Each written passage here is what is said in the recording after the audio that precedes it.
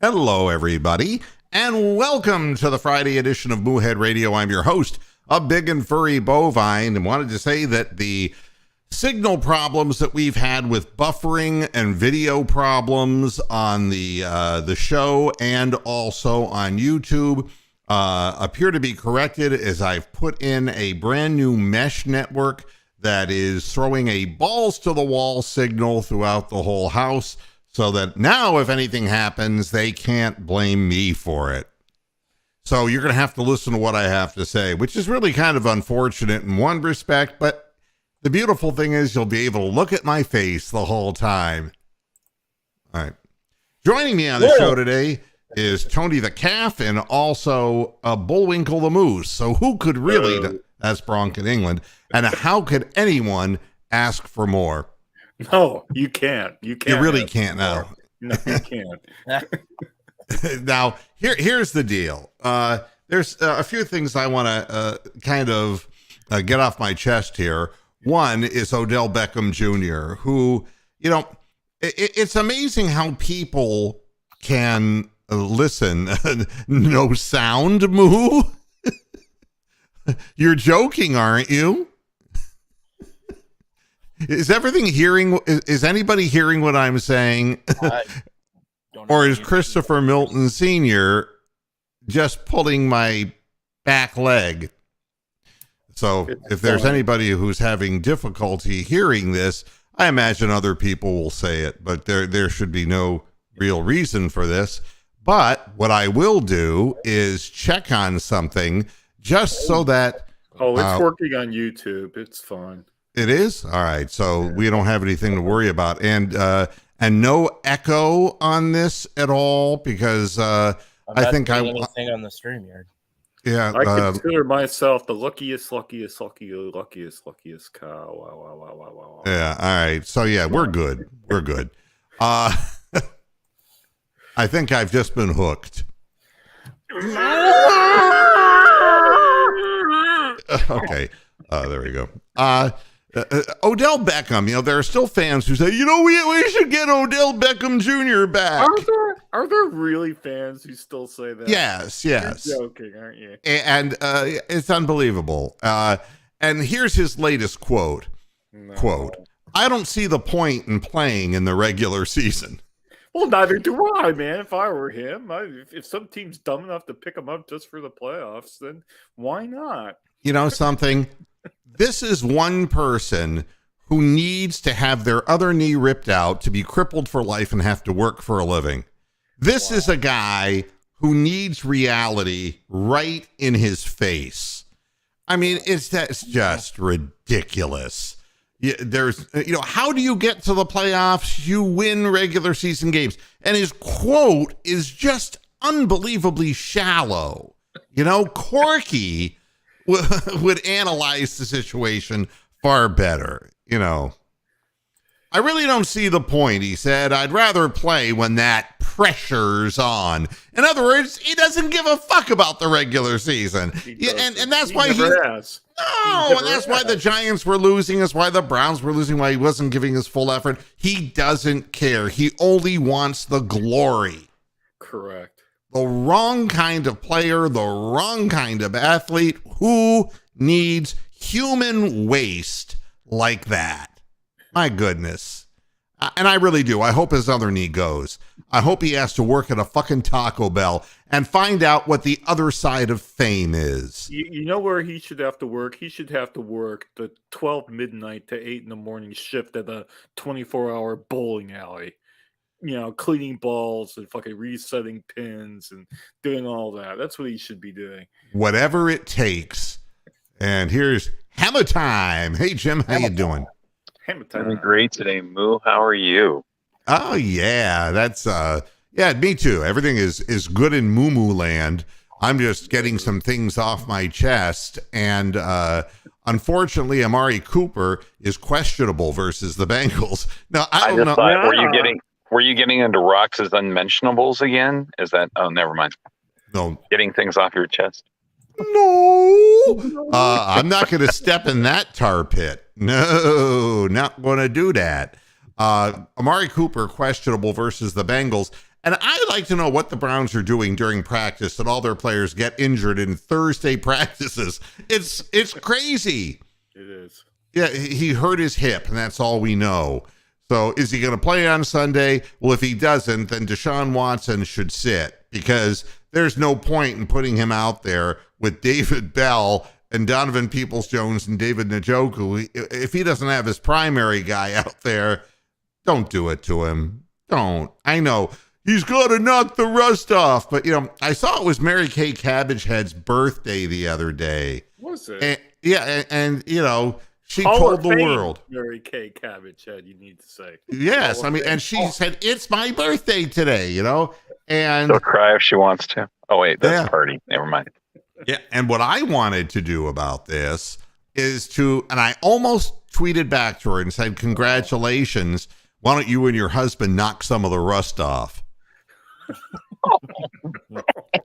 Wow. There does come a point where enough is enough, I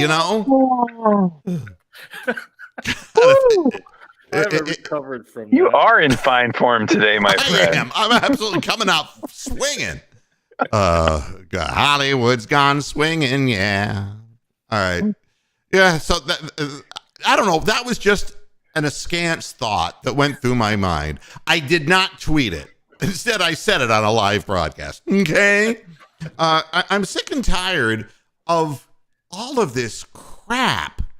I mean, where is it coming from? There are more Cincinnati Bengal articles on Cleveland.com than there are Browns articles. Wow, is there really? What the hell is that? Oh, Jesus Christ. I share a birthday with Mary Kay Cabot. I'm going to go kill myself. Oh, really? Oh, Yeah. well, happy birthday to you. And you can knock some rust off, too. Don't fall asleep while it's happening. Wow, that sort of proves astrology, doesn't it, to me? Goodness gracious. So I'm looking, I look all over the internet to get little stories here and there. And so, I do page by there. And it's like, are you kidding me? And the names, the headlines on the articles are just unbelievable.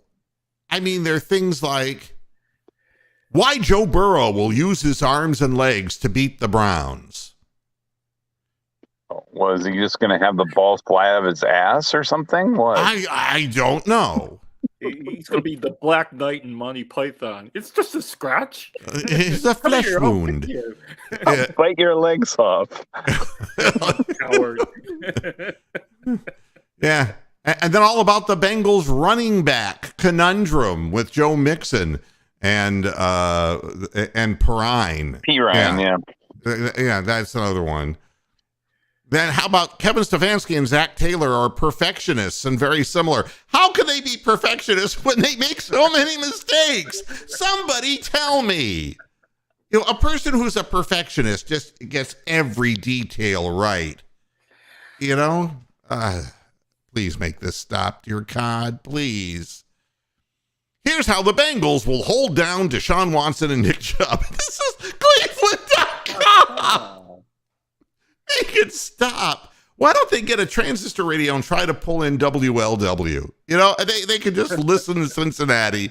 They can live in Cincinnati. They can eat Skyline chili. They can hang out on Mount Adams. They can do anything that they want to do. Just get the fuck out of Cleveland. Just like Brian. Get the fuck out of Cleveland. The amazing thing is in the catchment area of Cleveland.com, like in normal days, there were a lot more Steeler fans than Bengal fans. So why don't they just pump Steeler articles on Cleveland.com? They probably get more money that way. Yeah, it is funny because the reason I say that about my former panel mate, Brian Hallman, who I have nothing against whatsoever, except it's a real problem for him. Because, he's just stood out and said, I'm sticking with the Panthers. It's more than you did with the Browns. Wow. I mean, God bless you. You hold tight where you are. But the rest of the world has moved on to the Los Angeles Rams because now suddenly Baker Mayfield's a god. You see how it goes? They set you up to knock you down. That's what, and I want to get some sense into this conversation. First of all, we get the wrong people as panelists, but I'm sorry, no. Yeah, well, I mean, look, I mean, if we wanted Ku Klux Klan radio, we could, I suppose, deliver that if we absolutely had to, but I don't need somebody doing it for me. Nor would I do it myself. And I know that makes me woke. The fact that I don't want to put little eye holes in my pillowcase, I don't want to walk around and put people's yards on fire. That's just, I guess that's not really my style. At any rate. Now, let me get back to the cases in point here. Baker Mayfield. Anyway? Baker Mayfield, congratulations. I mean, I felt good. Drive.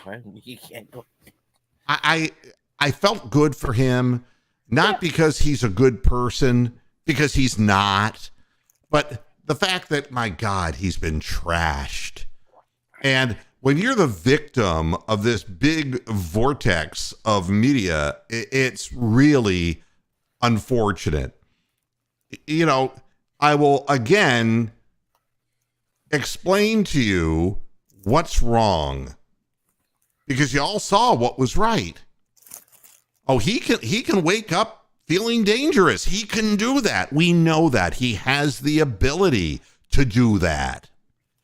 But he throws a game-winning touchdown, runs to celebrate in the end zone, and headbutts his own player, who staggers off to the side off the camera. He has no control over himself whatsoever. I mean, why? The guy wasn't even prepared for it. He ran to a guy after he hugged the receiver. He just turned and headbutted the person nearest him. Keeping in mind that he probably didn't even know the receiver's name before, the game started. And it wasn't the receiver. It was some other poor son of a bitch who was just happened to be in the end zone saying, "This is a great..." Ow! Guess I'm off for 2 weeks. Wow. Oh my God. They're going to put him on the protocol. I mean, honest to God. And it's like it's all in this package. Okay. And to me, he has the ability to do certain things, but he can't consistently do those things. Yeah.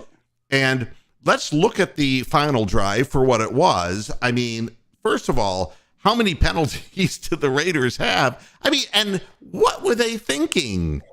What were their players thinking? A total meltdown, lack of discipline. They committed, how many? Was it 2 or 3 15-yard penalties? Definitely had 2 of them. They had the pass interference and they had the Swat the ball out unsportsmanlike of contact. Yeah. Yeah, I mean, Those and are just what was dumbass that? moves. Those are just dumbass things. You know that the clock is your friend. You handed them 30 yards. Yeah. I mean, that was a typical Baker throw. He just put that one in the end zone right there in the breadbasket. But in the first half, as the clock was winding down, he overthrew his receiver twice and underthrew one the other time. And it was typical Baker of what we've seen the last year and a half. Yeah. And the guy made a great catch. What's his name? The kid from Notre Dame, the tight end? Skronek. Skronek, is that his name? Yeah. I mean, fantastic catch. He threw the ball up there, and the guy went up and got it. He fought for the ball. That's a great play on 2 ends, not just the guy who threw it. And I think it's unfortunate that the guy who made that fantastic catch doesn't get a lot of run for that, on the media. But so he got 30 yards and that great play, right? It's such a funny, his name is so funny that if you I tried to tweet out what a type by Skronek last night, and my iPhone changed it to what a catch by Scrotum.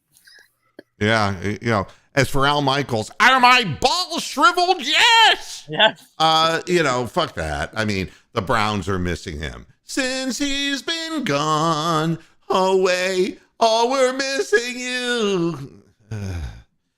God. Ooh, I'm missing you. No, I'm not missing him. No, we're not. You know what we're missing? We're missing a playoff team. That's what we're missing in Cleveland here. We're missing a football team that had every opportunity to do some things and somehow again managed to fuck it up. That's what we got.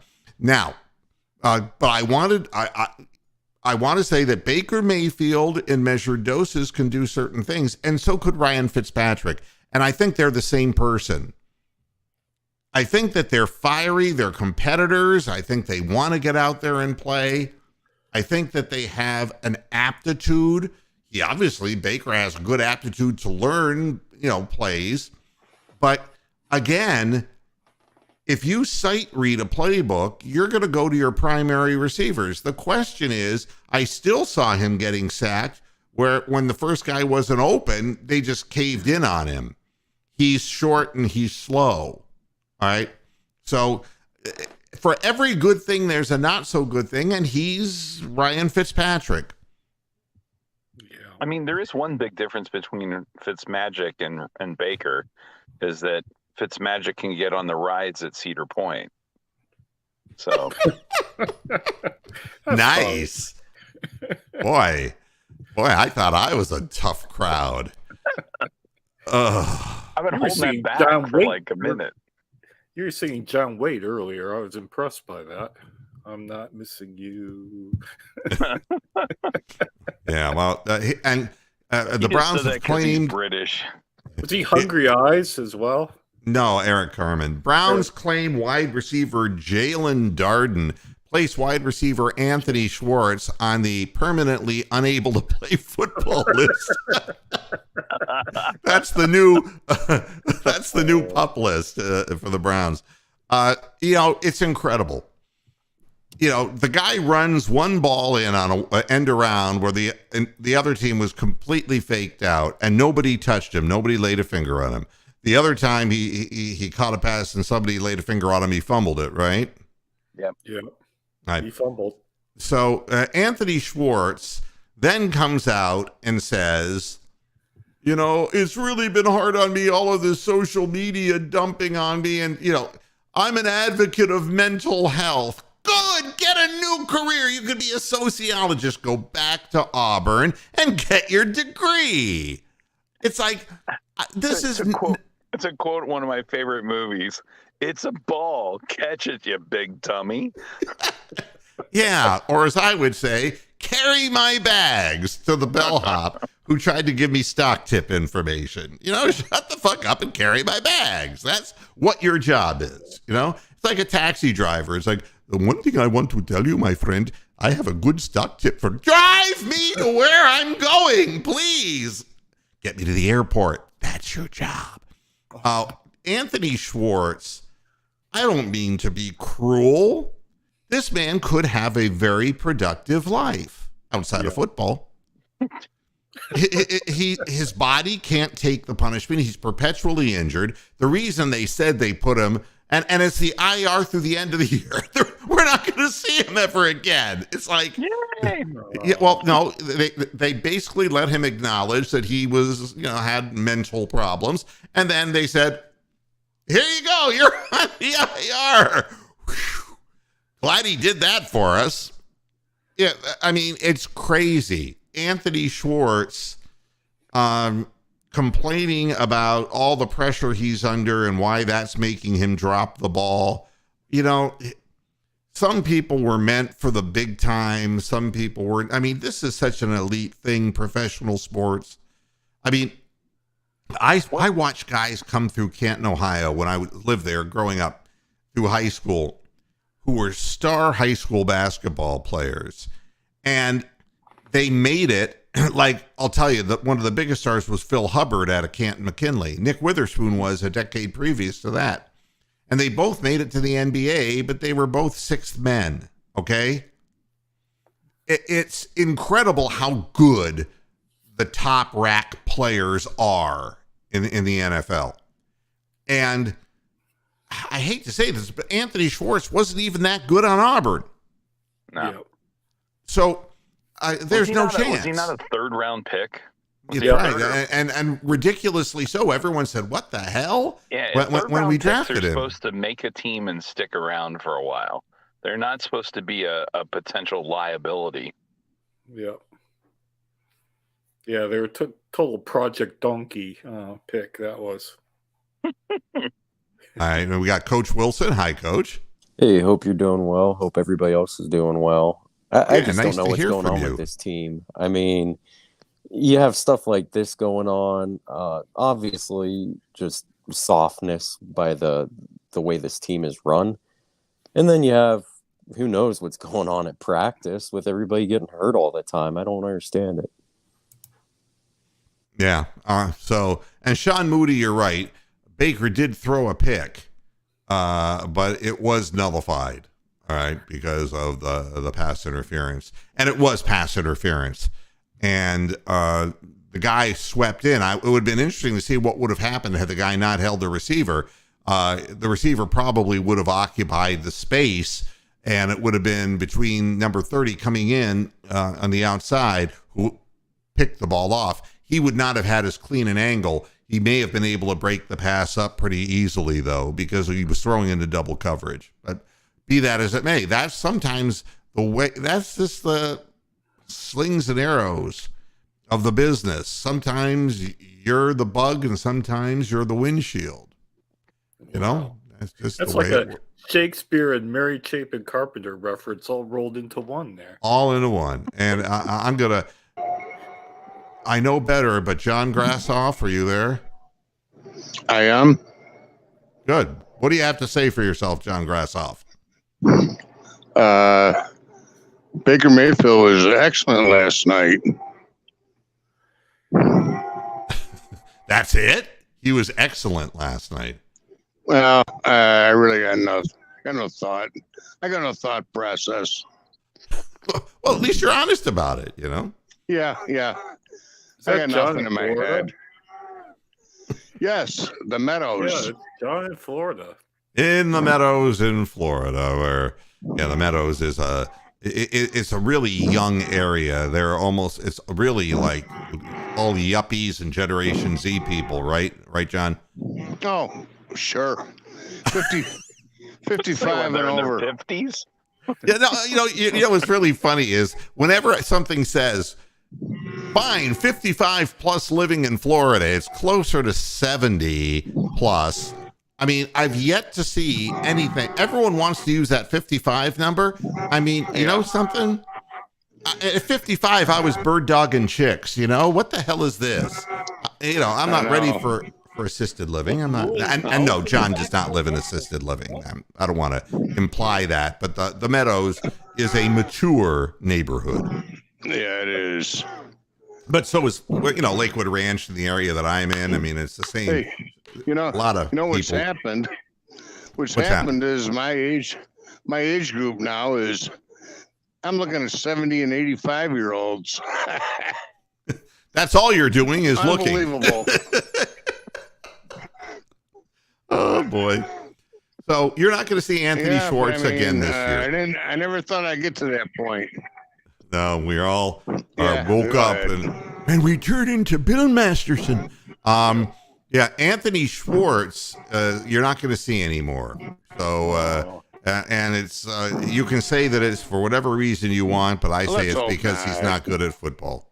He's not. Just shouldn't have taken this long. No, and they shouldn't have subjected the fan base to this kind of abusive thing. But nonetheless, and again, what's happening in the Browns and Cincinnati game, let's be honest about this up front. Right now, they managed to beat the Kansas City Chiefs, and the Kansas City Chiefs are a good football team. And, Cleveland.com made the comment that, they're now poised to be the champions of the AFC. They're the best now. Now, and I'll say this. There is no reason now for the Bengals not to win this division. It is all right there in the palm of their hand. They got a really fine quarterback. They got their big-time wide receiver back. They do still have Zach Taylor, but to level things out, they don't have that hard a schedule remaining. And they have people who are very capable people, and I don't know, it sounds like barnyard animals emanating from the background of John's microphone. Demonic possession going on. I don't know what in the hell this is, but every time he comes on, there's something weird going on. It's really funky, and it's making my skin crawl, really. Kind of weird. It could be a demonically possessed donkey.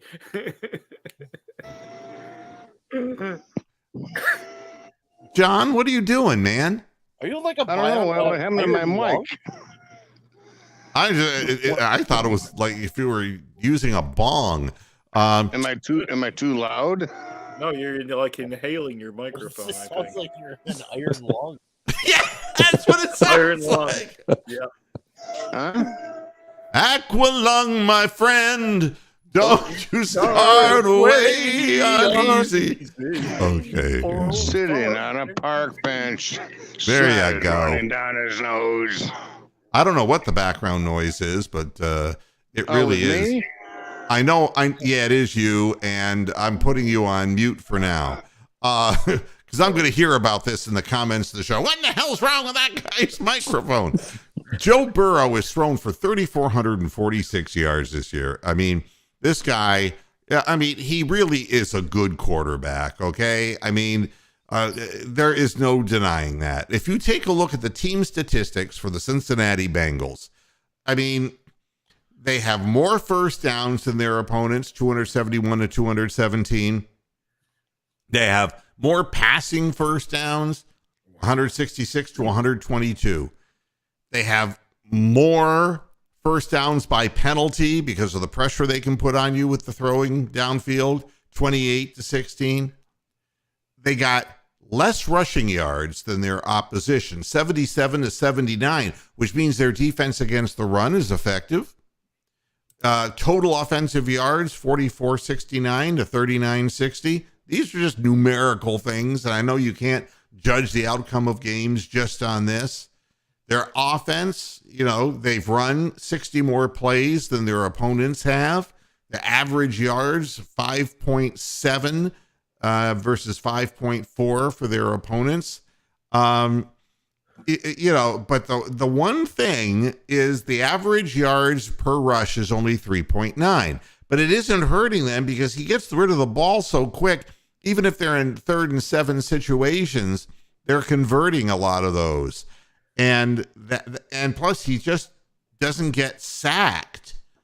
I mean, he's been sacked, 19 times? Is that, wow. That appears to be, no, I'm sorry. Opponents are averaging giving up 19 sacks. And this guy's thrown like 19 touchdowns or something and 8 interceptions. He's accurate. He gets rid of the ball quick, and you're not likely to get a real good angle on this guy. The Bengals as a team have 37 touchdowns versus 24 for their opponents. I'm looking at all this and saying, this is going to be a hell of a lot to ask. Joe Mixon is going to be starting and getting the majority of the reps, not Samaje Perine, but that's okay. Perine's averaging 4.4 per carry, Mixon 3.8. I think Mixon has slowed down a little. We'll see if coming off the injury, he has a little bit of spark in him this time around. Receiving, T. Higgins got 60 catches and, with 861 yards, he's having a good year. Jamar Chase has been hurt so much, but still 54 receptions and 702 yards. Hayden Hurst, who will not be playing, their starting tight end, 48 catches, 400 yards, a very good possession receiving tight end and a tough guy. Tyler Boyd has got 45 catches for 655 yards. You can see that they are doing what they need to do to get the ball down the field. Now, some of the coaching calls and some of the decisions I think are questionable for the Bengals, but the team itself, pretty damn solid. The Browns, on the other hand, are going into this thing hoping that their quarterback is figuring out the speed of the game.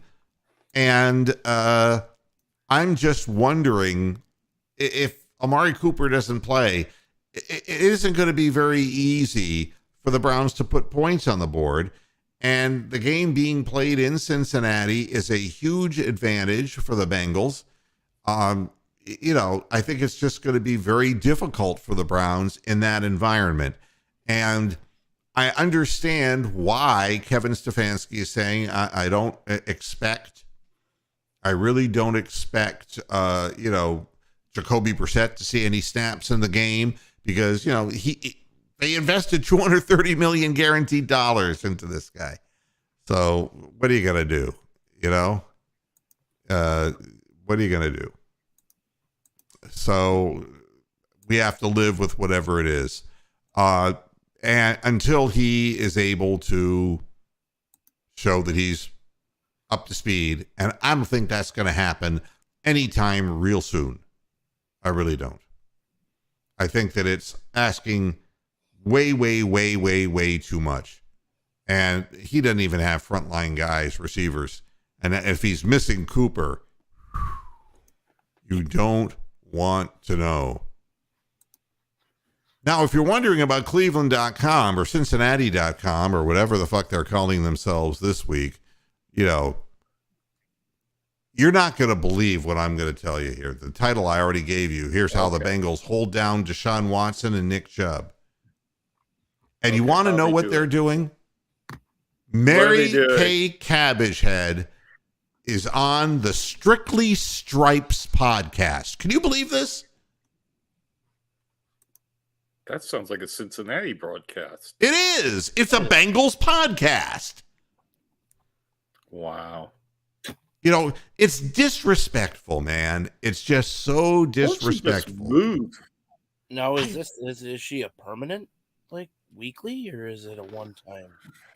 Okay, you tell me.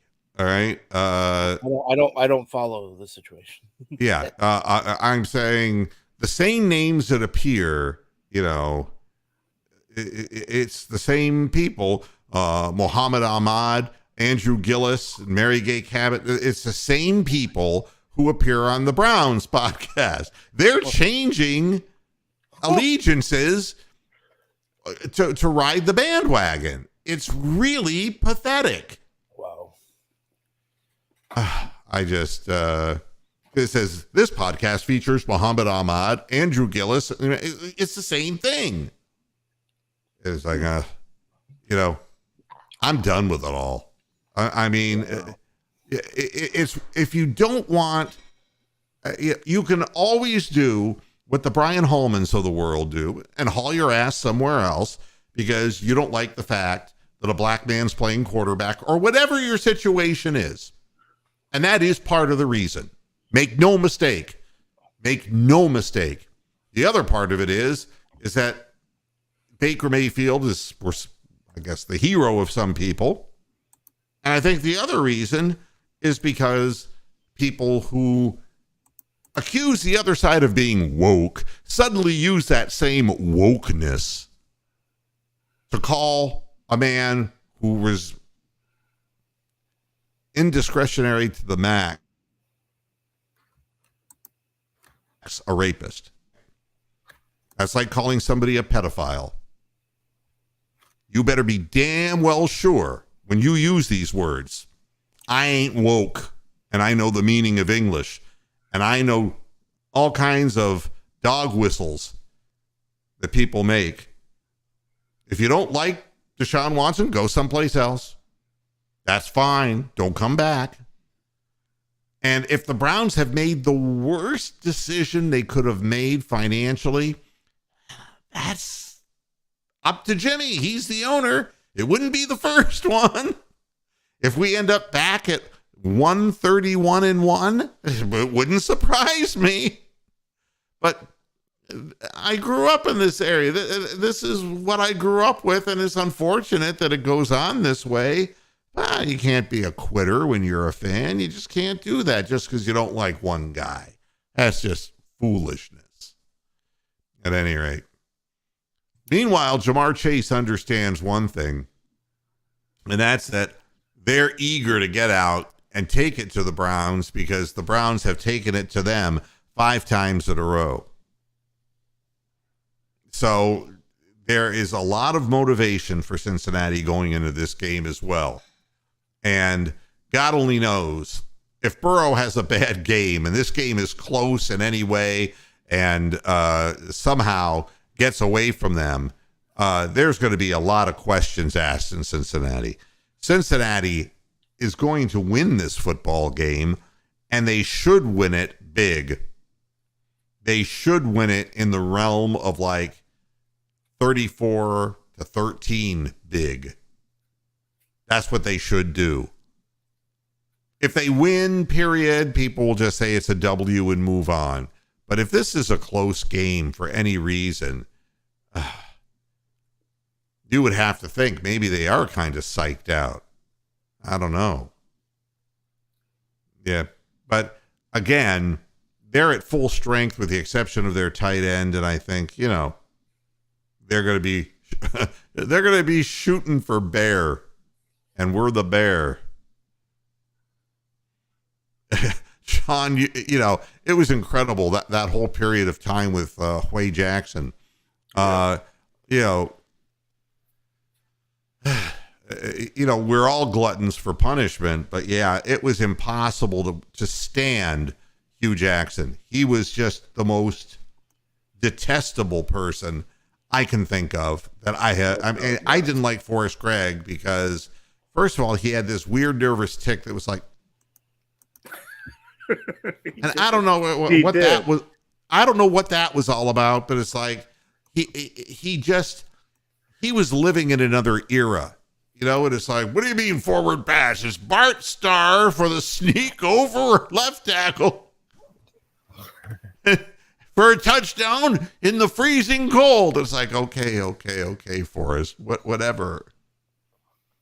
And then the fans hated him and said, "Run, Forrest, run!" Right out of the stadium. And that's when we got Sam Bertigliano. And remember that you had to throw the ball down the field, and you couldn't do it with Mike Phipps. I've seen some really bad coaches, but Hugh Jackson is a miserable human being. He is one of the worst people, honestly. I mean, sometimes it was frustrating when you're dealing with Romeo Crennel, but Romeo is such a nice man. Yes, exactly. You just, you know, it was like, you know, he was a defensive coordinator, and he was like the world's interim coach. You know what I mean? Yeah, like the favorite substitute teacher, you know, right? That everybody loves, you know. He's supposed to pick up the pieces when everything's scattered on the floor. Yeah. I mean, the thing about Hugh Jackson was that Hard Knocks series was absolutely appalling and showed him what an appalling person he was. And some of the worst moments was that bit where, what was it, his brother suddenly died or something like that. And it was like weird as fuck the way that whole thing was treated on that show. And then he had all the assistant coaches fighting amongst themselves and, you know, trying to like one up each other. And yeah, I mean, it absolutely shocking. It was just absolutely out of control. And, you know, and he would never really be accountable. He would point his finger at everybody, and he would throw people under the bus. Oh. He was the biggest fan of minority elevation when he was the one who would get elevated, but he wouldn't help anybody else. I mean, I can't begin to tell you all of the bad things about that guy. Oh, absolutely bad news. What has happened to him, by the way?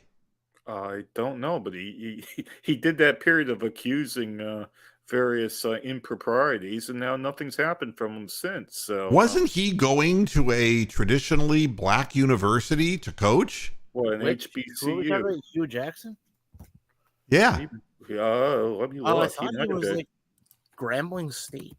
Yeah. Hugh Jackson. Yeah, I think a traditionally black college. He's the head football coach at Grambling State. How'd they do this year? Give me a minute.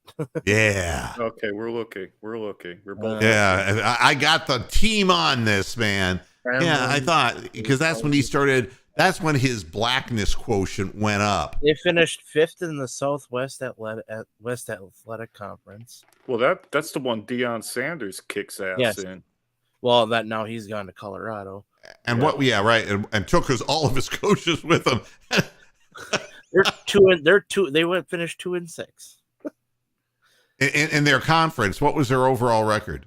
Overall 3-8.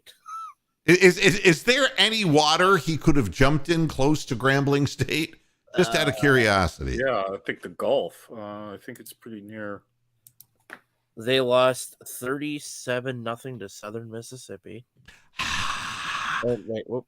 Fish food. That was 2021, my bad. They lost 58-3 to Arkansas State. 47, or they beat Northwestern State. What the fuck? 47-21. They lost to Coach Dion 66-24. Wow. Grambling had a hell of a defense, didn't they? Their wins came against Northwestern State, Alcorn State, and Arkansas Pine Bluff. Wow. Yeah. Wow. This reminds me of something. We're talking about football games giving up 66 points. That's nothing. Their average points scored against was like 46 points a game. Yeah. Well, listen to this. This is even better. Meow. Cat. Meow. Meow. Yeah. Meow. You keep talking about Hugh Jackson. He wants to eat. He's thinking tuna. It's a feral cat. Grinnell College in Iowa set an NCAA men's basketball record for 3-point attempts. 111. I just saw that. 111 in one game, right? Yeah. And they from behind the arc, and they won 124-67 over Emmaus Bible College. It's like, What? it's raining fire from the sky. I mean, the people at the Bible college were probably, why, Lord, are you doing this to us? Oh, my. I know. I think the Lord has a sense of humor sometimes. But this is nothing compared to the historical point. The record it broke was Troy, when Troy took 109 3-point shots in its infamous game against DeVry. DeVry, that's that thing on TV. DeVry College, you could become a mechanic. I don't know what that. I didn't even know that DeVry could have possibly had a team. Get this. They attempted 109 3-point shots on January 12th, 1992. And they won. Are you ready for this score? 250-3. 258-141. How could that be? Defense. What they do, sit there and watch each other? Just, I mean, that's amazing. I mean, that should not made DeVry a totally non-credited school. I mean, who's coaching that team? They gave up 258 points in one game. Did you see? I was watching SportsCenter about a week ago, and there's apparently a college in New York called St. John's Fisher. They played Buffalo. Their starting center, 7 foot, 380 pounds. 380. Yeah. Wow. Did he have a stroke on the court? And he was making plays like he was a fucking point guard. I'm like, holy shit. Wow. Oh, my Lord. Well, I mean, his name is called Connor Williams. He's known as the Big Cozy.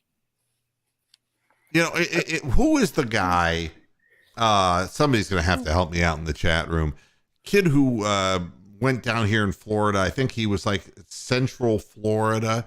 He was Taco Fall. Yeah. Taco Fail. That's right. Taco Fail, I call him. Right.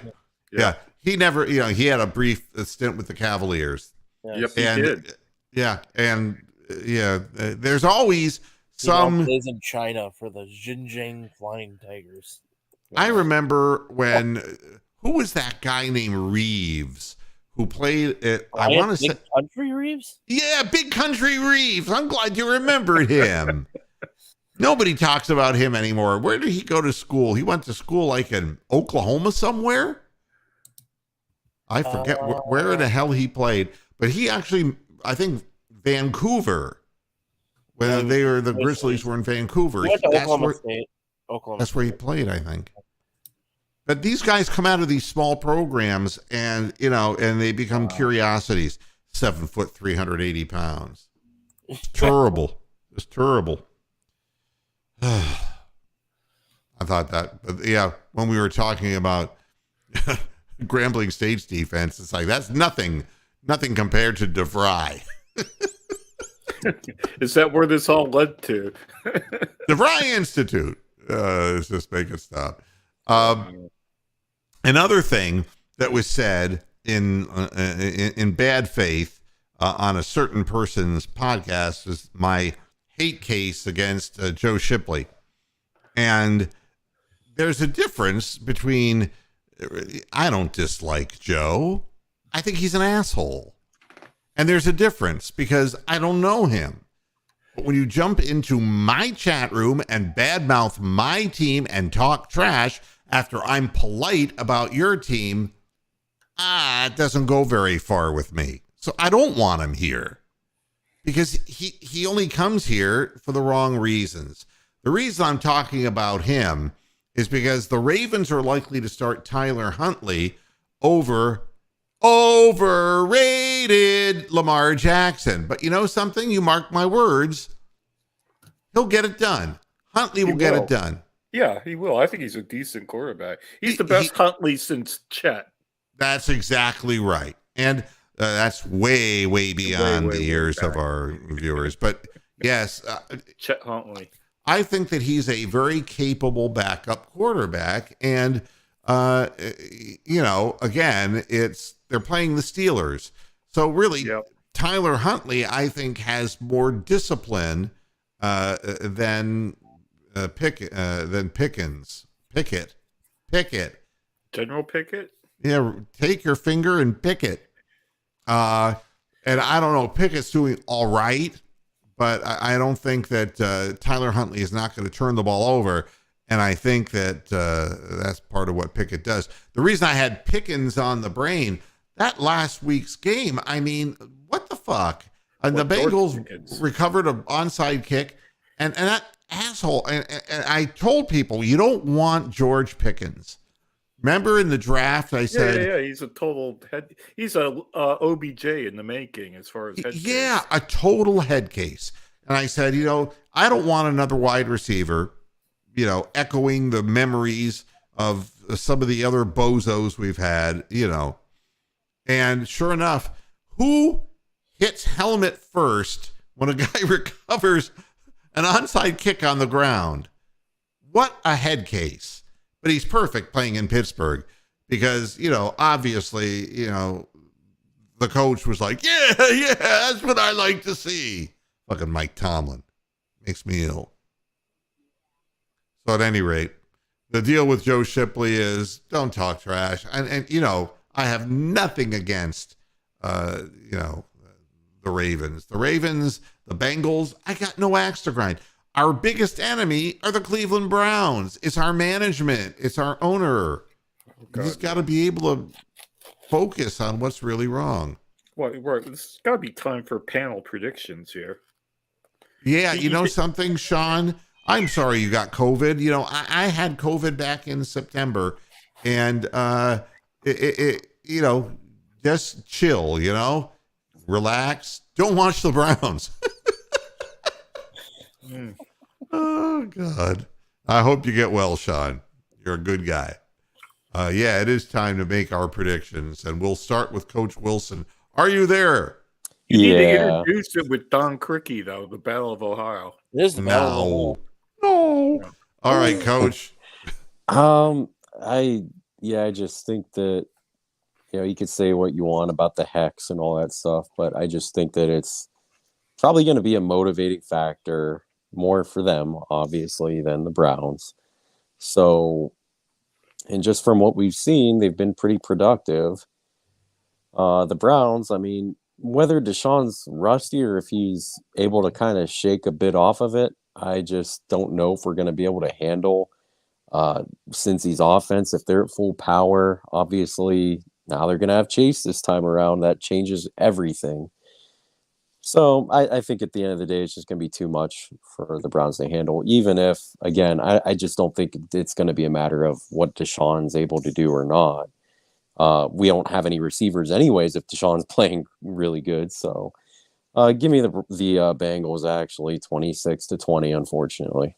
And a shout out to David Talevsky, who helps and doing all kinds of, he sends me all kinds of valuable tweets, and I always like to thank people who help out the program.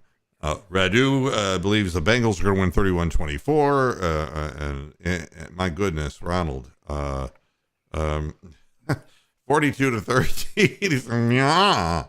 Yeah. But I'm right there with you. Maybe 34-17 Bengals over the Browns, in my estimation. Tony, no, I'm sorry, Bronk. Did you say your score yet, Bronk?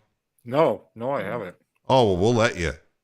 Oh, right. Well, you know how I normally agree with the Browns getting stumped, but this week, I think some mean sort of astrological voodoo is going to go on, and the Browns are going to win.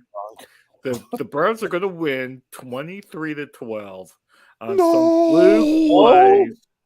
On some fluke plays and some like missed penalty kicks and some crosses into the box. No, here he is. He's coming. No. Oh, you can respond back to my cat who was still up here. But no, I actually think the Browns are going to win by some fluke. I really do. I think this is the week that they totally play out their ass and win. Oh, well, I hope you're right. Tony the Calf? They call that, I think that believe is called Quaaludes, Bronk. That's old school. I think you stole my score. Move 34-17, and I think 17 is a gift. Deshaun's nowhere near ready.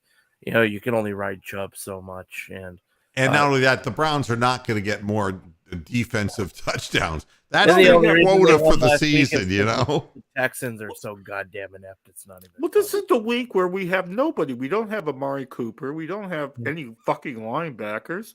I mean, remember that COVID game that we won for no good reason that one year when everybody was dead. We still won. I think this is our fluke win of the season this week. So if it actually does come to pass, you can all kiss my fucking hoof. Yeah, and we will. We'll kiss your hoof, and many will do it publicly. Now, before I get out of here, the Cavaliers play at 7:30. They're playing the Sacramento Kings, but Donovan Mitchell ain't going to play. He did not practice this afternoon. He's got a sore right leg. It is not something that is a serious thing, but we're talking about back-to-back. We're talking about back-to-back games. We play tonight at 7:30 and tomorrow at 7:30. They'd rather have him for the back end and probably feel that the Sacramento Kings, maybe the team can compete with the Kings even without Donovan Mitchell, which I think is ludicrous. You can't take 30 points out of a game and expect with the bench that the Cavaliers have to do anything. Kevin Love's still hurt, and he's going to be hurt for some time. Yeah, they're also saying it's not just his thumb, but it's his back. We know about that problem, which is a pre-existing condition.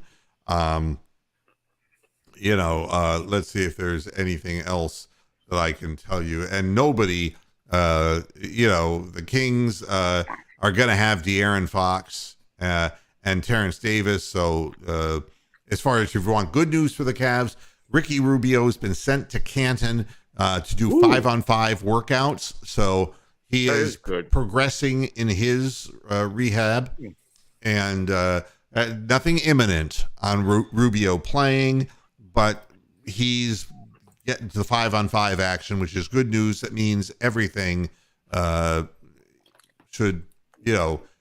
going in the right direction for him, and I think that's great. Who the Vikings got this week? We play the Lions. Ooh. The Lions are actually favored. Yep. The time frame on Rubio was originally first of the year, to like sometime in January. But the earliest was first of the year if everything was just perfect. And I think what you're going to find is they're going to, he's going to play down in the G League before he comes to the Cavaliers. But this is just 5-on-5 workouts. It's nothing more than that. I would say I wouldn't expect to see Rubio until the 1st of February. That would be what my belief is. And it's not like that's going to make or break this team. And, it can't be just Garland because you're going to push him to the point where he's going to have no value tomorrow in a back-to-back. The problem is Karis LeVert is going to probably start the game. Oh, yeah. And Karis LeVert statistically is one of the worst players in the NBA. Yeah, LeVert's in the starting lineup next to What's he got? What's LeVert's minus? Is it like it's got to be minus something? It isn't just that; it's statistically that he is shooting such a poor percentage from every spot on the floor. It's like amazing. Unbelievable. He's bad. He's just really not played well. So that's that. And I'll be watching because I'm a Cavaliers fan, and I am thrilled at the direction that the organization has gone. They've come back this year, and at 16-9, they proved that last year that this is just not a one-off, but the team needs to expand its bench strength. It needs to have three-point shooters. We are horribly inconsistent, and the thing is, if anything, we're consistently bad now. We started out the year and we were doing all right, but here recently, I mean, when Dean Wade tried to play, he couldn't hit the broadside of a barn. Jetty Osmond has been missing wide open shots. Lamar Stevens is missing wide open shots. It's well, how was that Lakers game? Because I didn't get a chance to see any of that. It was a game that stayed close for maybe longer than it should, with Anthony Davis going out in the first quarter of the game due to flu symptoms. And playing without AD was really difficult. They pulled LeBron for the very end of the game because, no reason running 38-year-old legs in a non-winnable situation. But the Cavaliers were not that far ahead in the game, still with about 6 minutes left in the fourth quarter. That game was up for grabs, but the Cavaliers put on a burst at about the 5-minute mark of that game and started playing hard defense, and neither team could shoot threes. The Lakers have had a season-long problem with it, and now the Cavaliers also are having what is appearing to be a continued problem putting the ball in the basket from behind the arc. And Okoro was terrible too, Double P, absolutely. And Mitchell single-handedly won the Lakers game by, oddly enough, going to the basket and scoring his points in the paint.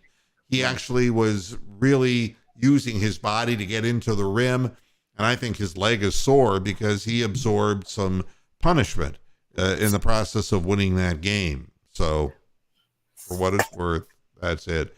I'm done. Wow. I'm finished. Done. And hey, I'm thrilled. This stream went beautifully. And so Boohead Radio is back and open for business. And I want to thank Tony the Calf. I want to thank Bronk. I want to thank Coach Wilson and John, whatever the hell that was. God,